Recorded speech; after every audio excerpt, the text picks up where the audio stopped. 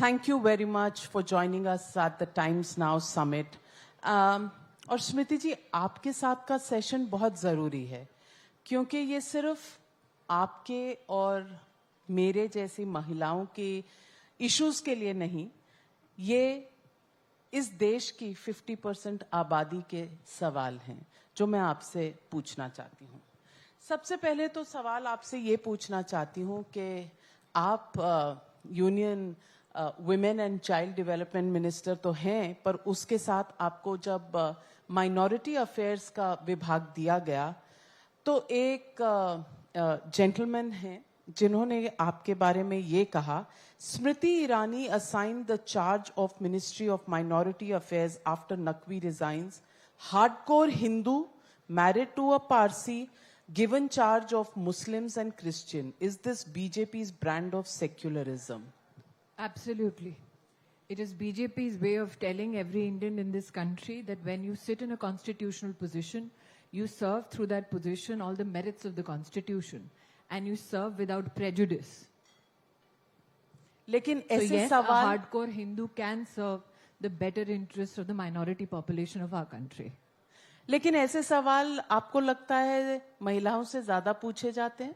नहीं, मुझे लगता है कि ऑपोजिशन में विशेषतः कांग्रेस की मुझ पर विशेष कृपा है, तो निश्चित रूप से मुझसे पूछे जाएंगे। लेकिन ये तो एक तृणमूल कांग्रेस के मेंबर ऑफ पार्लियामेंट हैं। जी हाँ, जब से बंगाल चुनाव में थोड़ा बहुत बंगाली बोल ली, तब से वो भी पीछे पड़े हैं। आपकी बंगाली बोलने पर बंगाल आपके पीछे पड़ गया है? बंगाल पीछे नहीं पड़ा, लेकिन कुछ विशिष्ट बंगाली हैं तृणमूल कांग्रेस के। ये अपने आप में हास्यास्पद है कि उनके नाम के साथ भी कांग्रेस जुड़ा हुआ है, तो शायद for a congressman the Trinamool kind और the other kind I seem to be a heat seeking missile.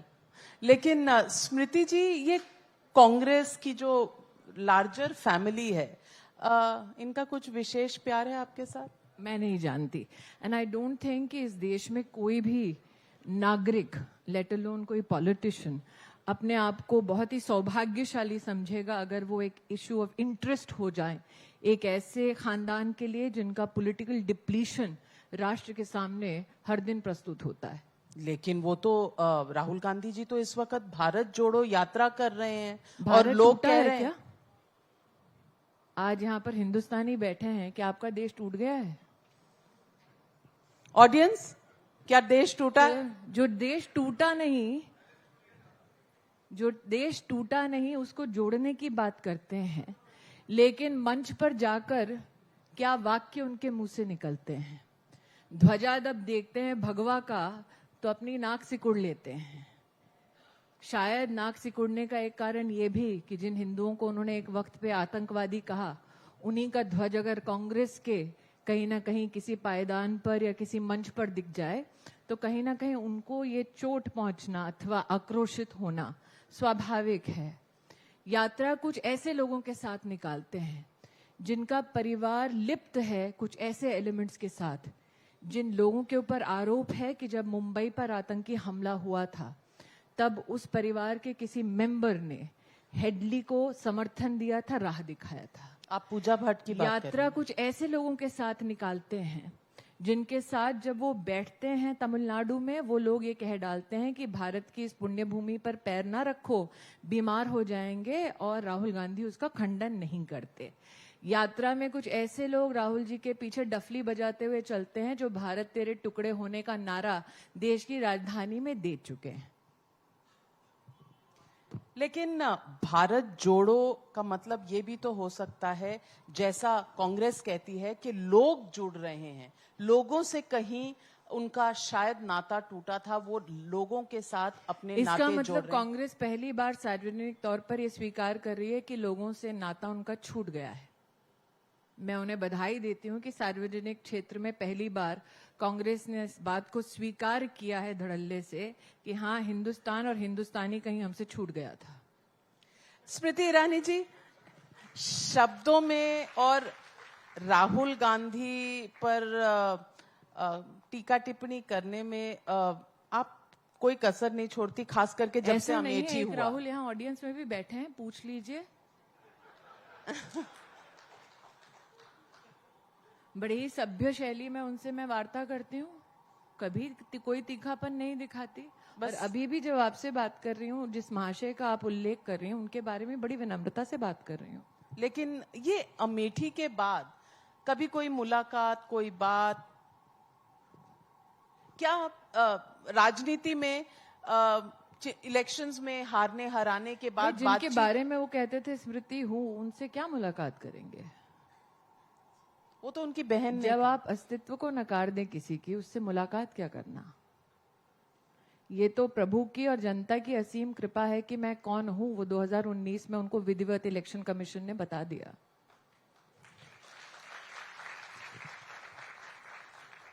स्मृति जी, महिलाओं के मुद्दे पर अगर आऊं तो मैं पूछना चाहती हूं कि इस देश में हम अमृतकाल महोत्सव मना रहे हैं, लेकिन पिछले 75 सालों में इस देश में एक भी महिला चीफ इलेक्शन कमिश्नर नहीं बनी, एक भी महिला चीफ जस्टिस ऑफ इंडिया नहीं मिली। ऐसा क्यों?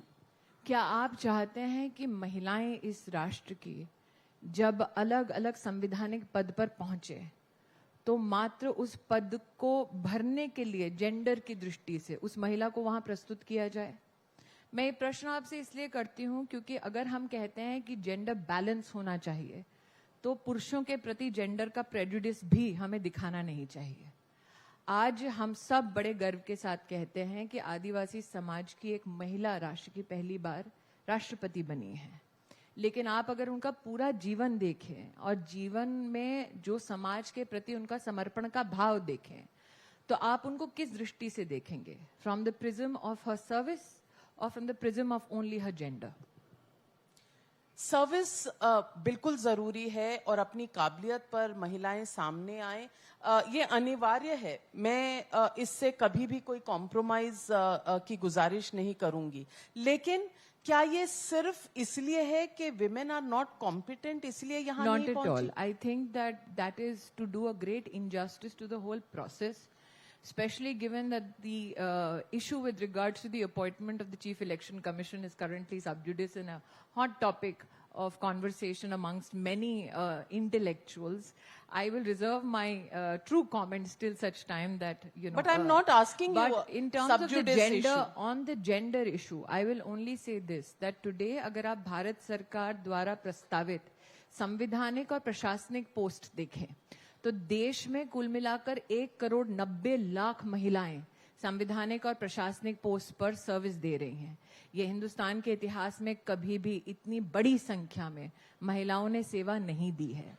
तो कहीं ना कहीं हमें इस बात को भी स्वीकार करना होगा कि वर्षों से चली आ रही कई चुनौतियां, जैसे कि आर्म सर्विसेज में परमानेंट कमीशन, ये सारी चुनौतियां समाधान में बदली हैं इस अंतराल में। लेकिन हाँ, अभी आसमान बहुत सारे हैं जो छूना बाकी है। इस बात से मैं बिल्कुल भी विपरीत कोई स्टैंड नहीं लूंगी। स्मृति जी, आपने हाल ही के दिनों में श्रद्धा के बारे में पढ़ा होगा, देखा होगा।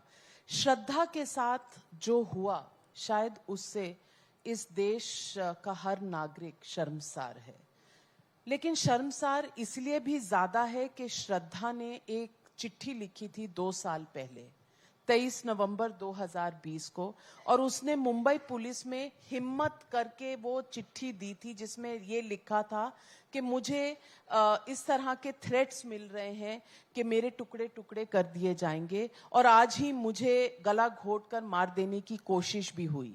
26 दिन तक वो चिट्ठी पड़ी रही वहां पर, लेकिन बाद में क्योंकि वो चिट्ठी वापस हो गई, इसलिए महाराष्ट्र की पुलिस ने उस पर कोई एक्शन नहीं लिया। उद्धव ठाकरे की सरकार में पुलिस का किस चीजों के लिए इस्तेमाल हो रहा था वो टाइम्स नाउ से बेहतर और कोई नहीं जानता। लेकिन निश्चित रूप से नाविका जी, एक विषय के लिए मैं आपका विशेष आभार व्यक्त करती हूँ। कम से कम आपने विक्टिम का नाम लेने से इनकार नहीं किया और इसको फ्रिज मर्डर केस नहीं कहा जैसे कि कुछ टेलीविजन चैनल्स कहते हैं। मुझे लगता है कि जब एक केस जिसमें ऑनगोइंग इन्वेस्टिगेशन है उस पर कैबिनेट मंत्री से टिप्पणी करने को कहा जाए तो एक संवैधानिक और कानूनी मर्यादा के मध्य में मैं इतना बोलना चाहूंगी, जब वॉयरिस्टिक हेडलाइन आती है कि he did it in the heat of the moment, nobody cuts a woman into small pieces in the heat of a moment. nobody continues to beat a woman who he claims to love or is in a relationship with in the heat of the moment. The fact that the abuse was continuous, the fact that the abuse was known to so many people, and the fact that there was not much that she could get in terms of help is an issue which needs to be elaborately reflected on by people at large. Because intimate partner violence and violence by members of family of women is something that is aggressively reported in the National Crime Records Bureau.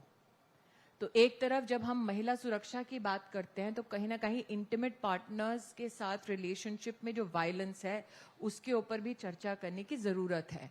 पहले ये भ्रम फैलाया जाता था कि व्यक्ति अगर पढ़ा लिखा नहीं है तो इतना पीटेगा,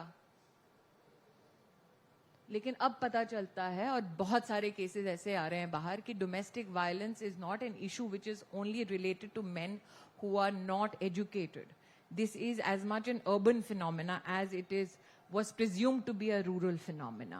The issue is कौन वो लोग हैं at the workplace, family में, जो लोग जानते थे that she is being violated, she is being beaten, she is being threatened and was somehow compelled not to help. बहुत आसान है एक औरत को कहना तुम पिट रही हो तो छोड़ दो, क्यों नहीं छोड़ा? लेकिन जितने लोगों ने ऐसे विक्टिम से बातचीत की है या ऐसे केसेस के ऊपर जिन लोगों का थोड़ा बहुत अध्ययन है, वो जानते हैं that the mental fear is such कि आप उसे खुले कमरे में छोड़ दो, वो एक कदम नहीं चलेगी. तो मुझे लगता है कि हम एक केस की वजह से डोमेस्टिक वायलेंस या इंटीमेट पार्टनर वायलेंस को सिंप्लीफाई ना करें. मेरा सवाल यही है कि वो हिम्मत बांध के पुलिस स्टेशन में कंप्लेंट देती है और 26 दिन वापस लेने का प्रेशर, और 26 दिन पुलिस क्यों उसके ऊपर तत्काल किसी ना किसी प्रकार से एक्शन नहीं लेती? जैसे कि मैंने कहा, सिस्टमिकली प्रशासनिक स्तर पर और साथ ही सामाजिक स्तर पर वो कौन लोग हैं जो जानते हैं कि एक लड़की ने पुलिस के सामने दस्तावेज प्रस्तुत किया, आई नीड प्रोटेक्शन. वो कौन लोग हैं जो जानते हैं कि उन्होंने उस कागज को फिर वापस ले लिया. वो कौन लोग हैं कि ये व्हाट्सएप कर रहे हैं. और मैं दोबारा कह रही हूँ, it's an ongoing investigation, it's absolutely improper for me to comment that there are WhatsApp messages that I see on television जो जानते हैं, but nobody seems to call the cops. लेकिन स्मृति जी, मैं इन्वेस्टिगेशन में but like I said Navika ji, I am grateful कि आप उसको fridge murder case नहीं कह रहे. नहीं, मेरे लिए श्रद्धा इस देश के हर नागरिक को शर्मसार करने वाली एक लड़की है, क्योंकि 2 साल पहले उसने लिखा. मैं आई एम सॉरी, उसको जिसने मारा, आप उस किलर के बारे में और उसके क्राइम और उसके इंटेंट के बारे में देश को दोष ना दें. यहां कितने पुरुष बैठे हुए हैं, they will not put up with a woman getting beaten and just be silent witnesses to it. मैं पूछना चाहती हूं, so focus on the person who killed her and do not deviate from it. मैं deviate नहीं कर रही हूं, मैं ये पूछ रही हूं कि जो भी औरत कंप्लेंट लेकर जाती है उसके ऊपर प्रेशर वापस लेने का हमेशा रहता है, चाहे तो वो कौन करता है? घर के लोग करते हैं. तो उस लड़की का क्या?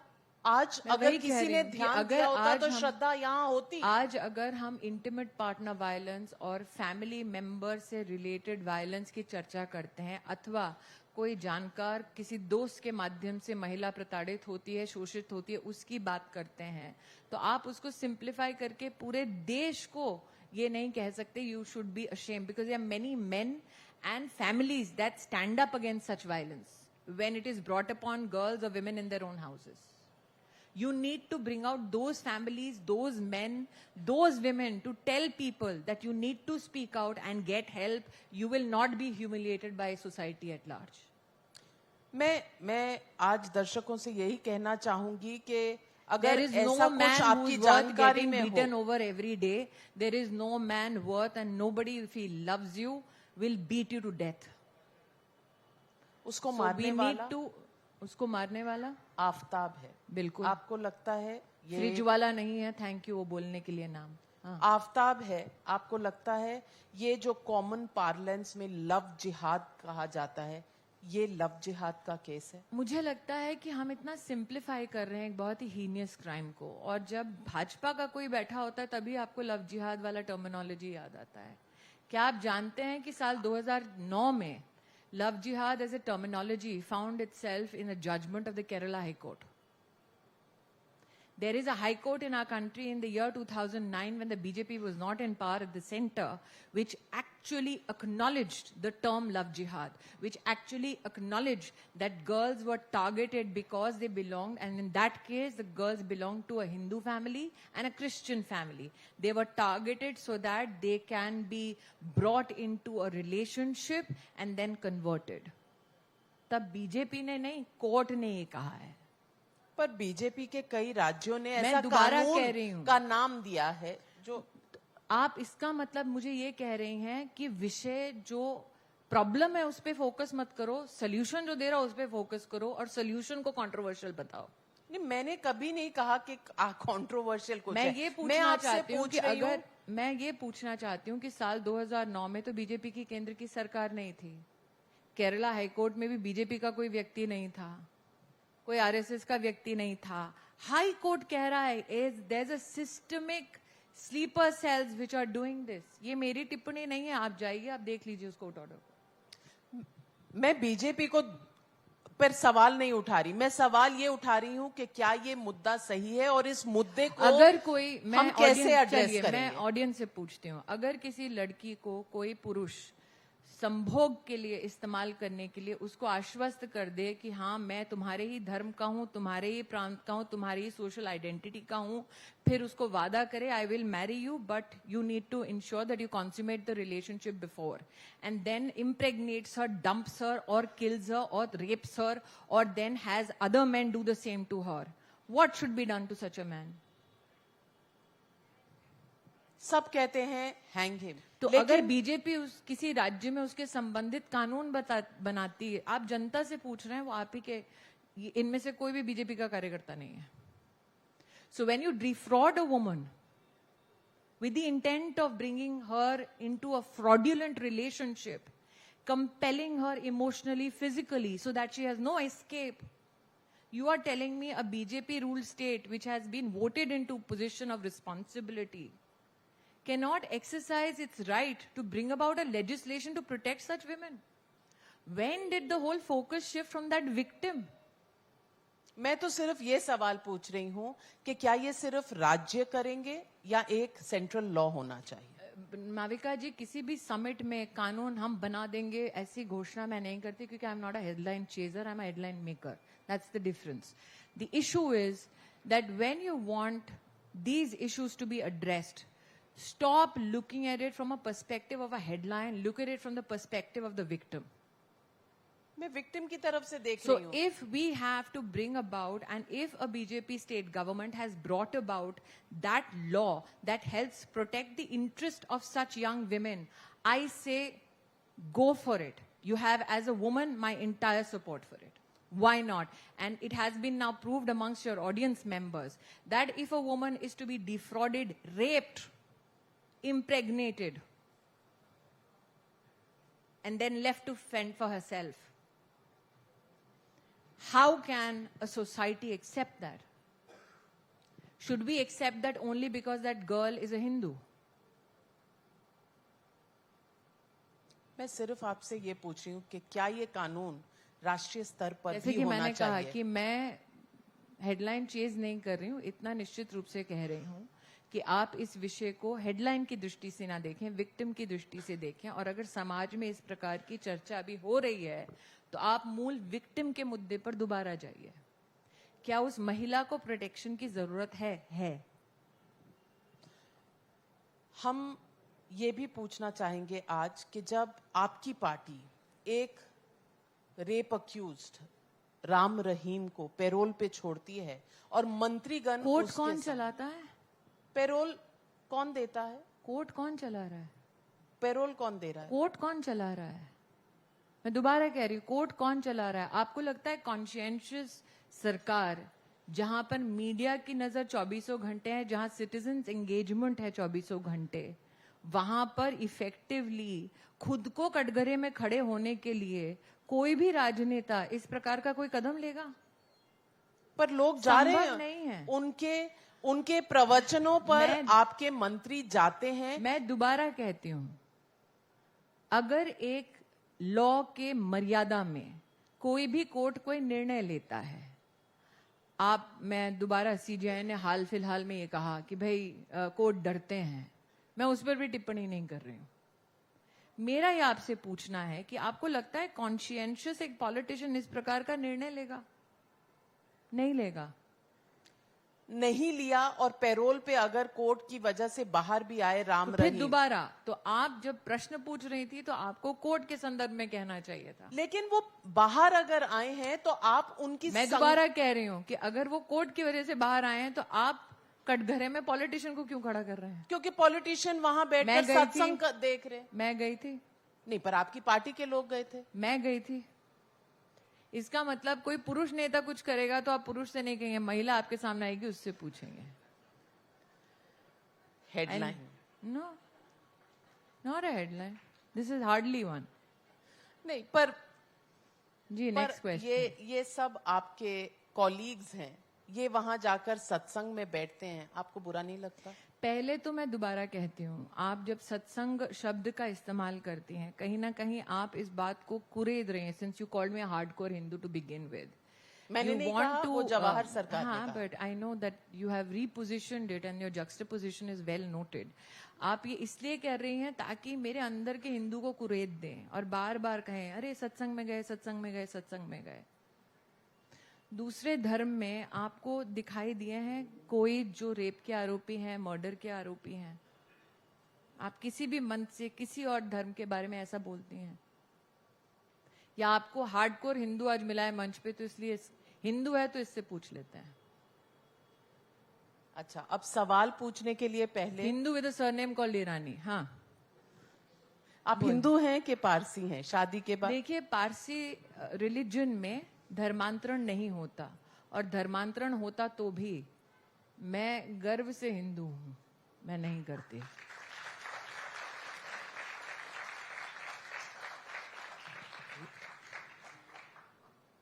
पहले कहा जाता था कि कांग्रेस तुष्टीकरण की राजनीति करती है। पहले ही कहा जाता था, अब भी कहा जाता है। तो कांग्रेस तुष्टीकरण की राजनीति करती है और आप मेजॉरिटेरियनिज्म की राजनीति करते हैं। आप पर 80 करोड़ नागरिकों को उनके घर में 28 महीने से मुफ्त का राशन मिल रहा है। 19 करोड़ आयुष्मान भारत के कार्ड डिस्ट्रीब्यूट हो चुके हैं। 3 करोड़ 50 लाख से ज्यादा हॉस्पिटल एडमिशन हो चुके हैं। आपको कभी भी पता चला कि एडमिशन हॉस्पिटल में हिंदू का हुआ या मुसलमान का हुआ या पारसी का हुआ या जैन का हुआ या बौद्ध का हुआ? क्या नल का पानी किसी भी नलके से टपकने से पहले जल जीवन मिशन में पूछता है किसके घर में खुल रहा है? बिजली की तार जब जा रही है मोदी सरकार में किसी घर में, तो करंट वहां पे आने से पहले पूछता है घर किसका है? सड़क जो बना रहे हैं मोदी जी, सड़क पूछती है आपसे आप कौन से धर्म के जो चल रहे हैं? ये बीजेपी वालों ने बनाई है? ऐसा तो नहीं है। आप इतना स्तब्ध ना हो, ये सत्य है।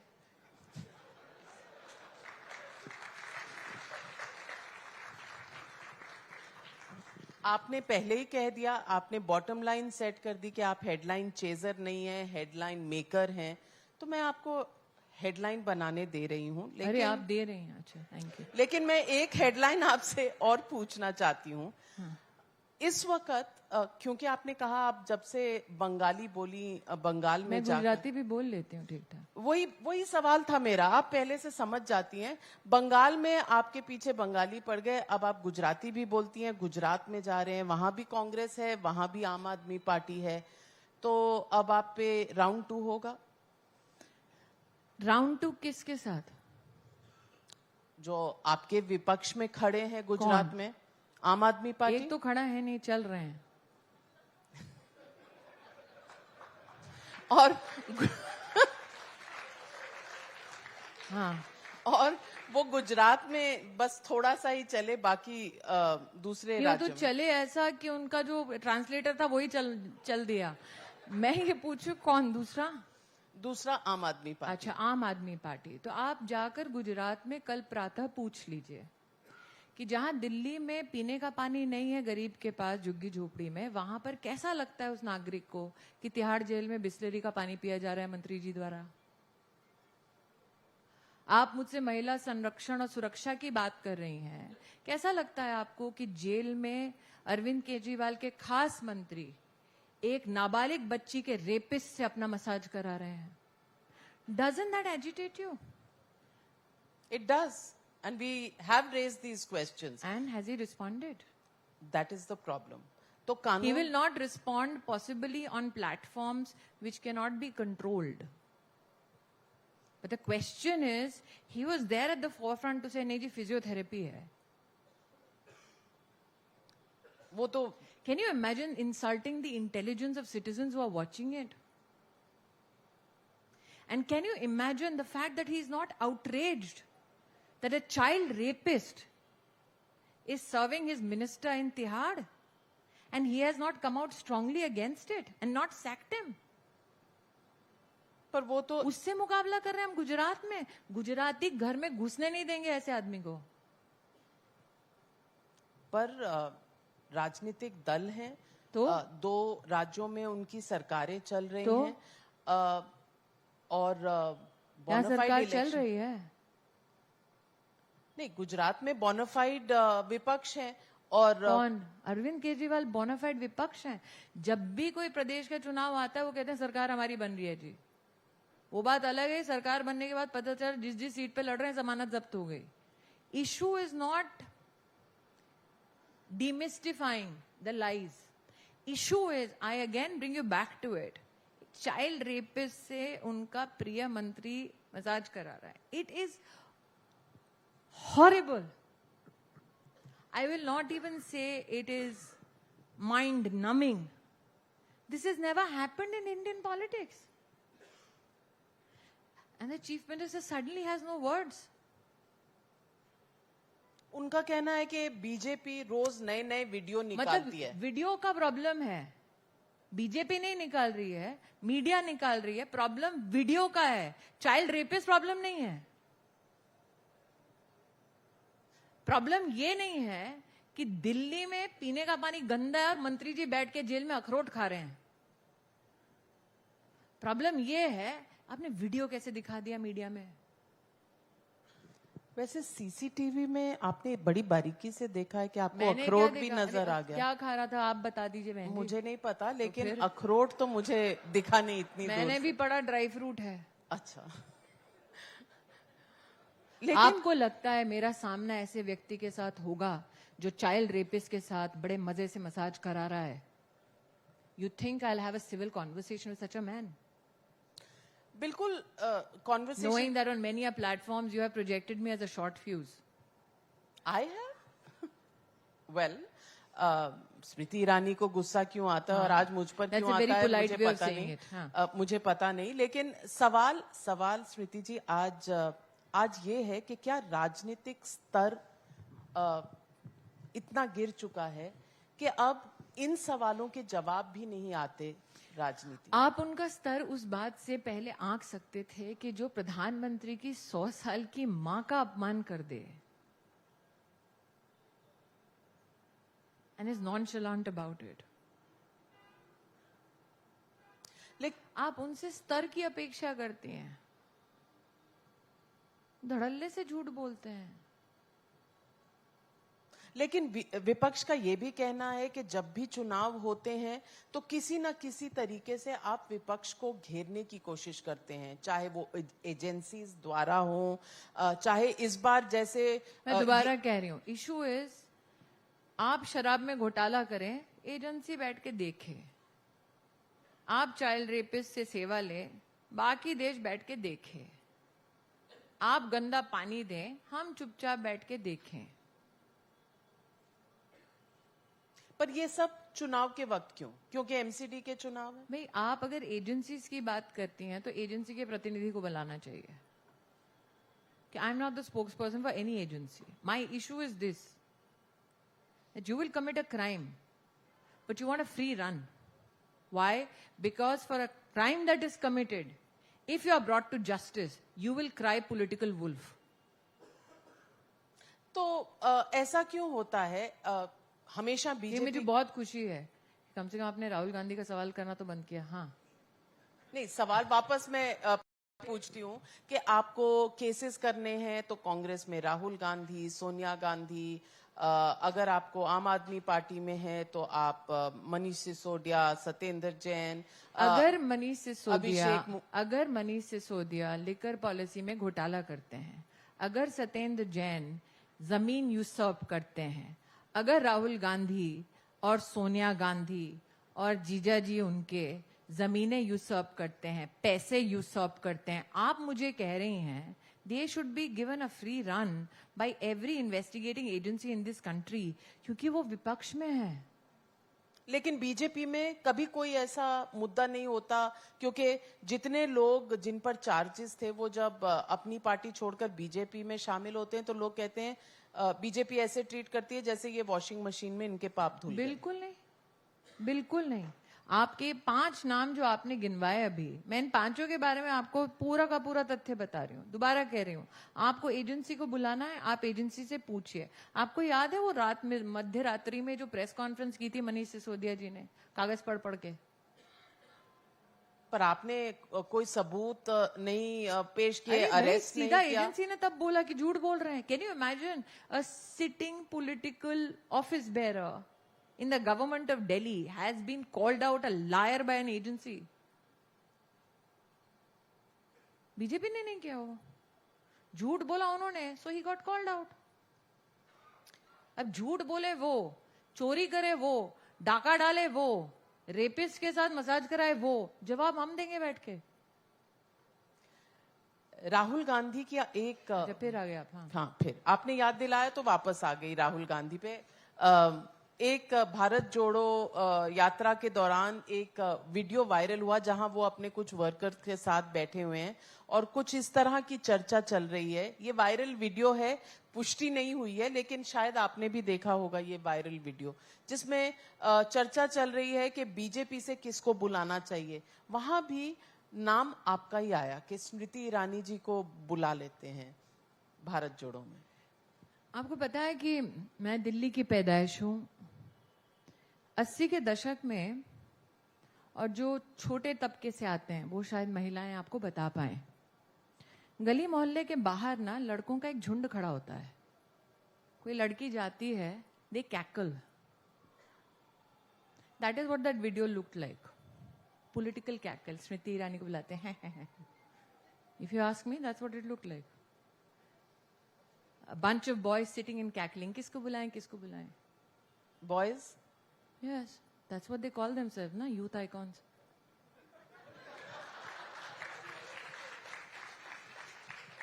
So cackling doesn't get you far. वैसे महिलाओं को कभी उम्र नहीं पूछनी चाहिए, लेकिन I am 46. I am not youthful at all. और राहुल गांधी, आपने no idea about his age. Amethi में उन्होंने भी अपना दाखिल किया होगा क्या इलेक्शन में. आपको लगता है मैं इतने बारीकी से उनकी उम्र क्या ये पढ़ती हूँ? तो वो यूथ आइकॉन है, आप नहीं है. मुझे नहीं पता. उनको ये खिताब उनकी पार्टी ने दिया है. एज ए सेंट पंजाबी सानू की. तो सवाल एक और भी है. जब बीजेपी कई बार अपना निशाना लगाती है और लगाती है नेहरू से, फिर इंदिरा गांधी, राजीव गांधी, तो इस पर जयराम रमेश जी ने एक प्रेस कॉन्फ्रेंस में हाल ही में कहा था कि इतने झूठ बोलती है बीजेपी, तो जब वो झूठ बोलना बंद कर देंगे. What did the congressman say? नहीं, उन्होंने कहा when the BJP stops lying, we will stop speaking the truth about their leaders. Let me tell you the line. You think it's a very prolific line politically? उन्होंने ऐसा कहा कि आप जब उनके बारे में झूठ बोलना बंद था कि when you stop lying about us, we'll start speaking the truth about you. यही था ना? Something to that effect. But do you know who that line belongs to? It's from a movie. How many of you have seen a movie called Wall Street and Gordon Gekko? Can you imagine Congress की यह हालत है कि आप film का dialogue चुराते हैं?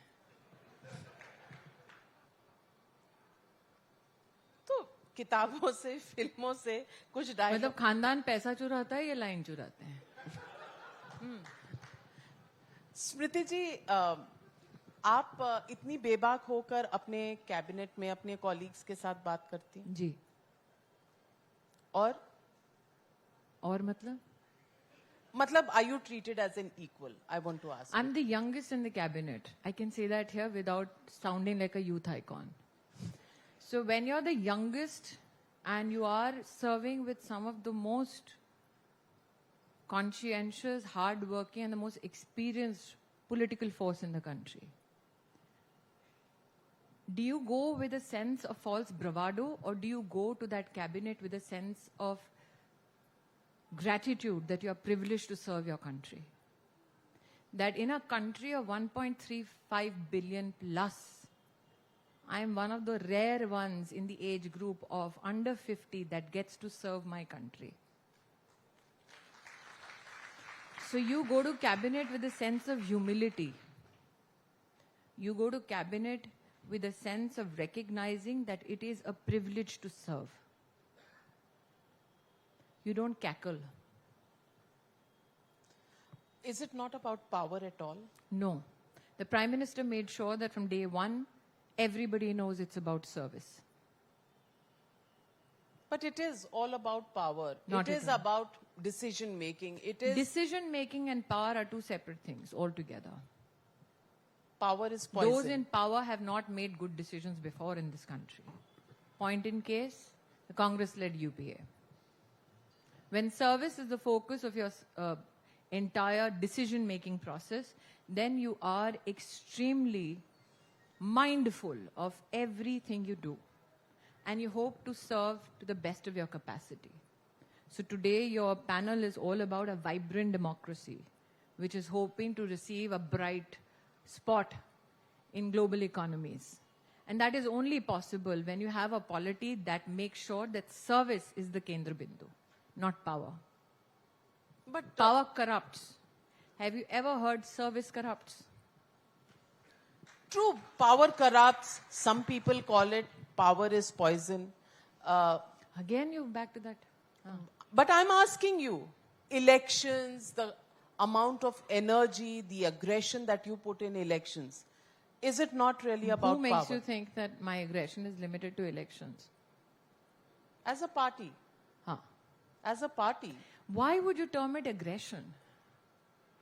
If I believe as a political activist that irrespective of being a part of a cabinet for 8 years, I still have as my responsibility and political duty the opportunity to go and literally humbly fold my hands and beg for each citizen's vote. Why is that aggression? If there is a sense of empowerment, then that is due to the citizen. That is the most empowering moment for a citizen of this country. That no matter which constitutional position you're in, come election, you have to humbly beg for each and every vote. No matter how much you have served, you have to communicate. Because like I said, this is a position of service, but it is a greatest privilege as an Indian. Smriti Irani, आपने पहले कहा था कि आप बंगाली बोल लेती हैं, गुजराती भी बोल लेती हैं. How many languages are you proficient in? All the languages that I need for the opposition to understand exactly what I'm saying. कुछ बोल के दिखाइए, audiences want that. गुजराती में.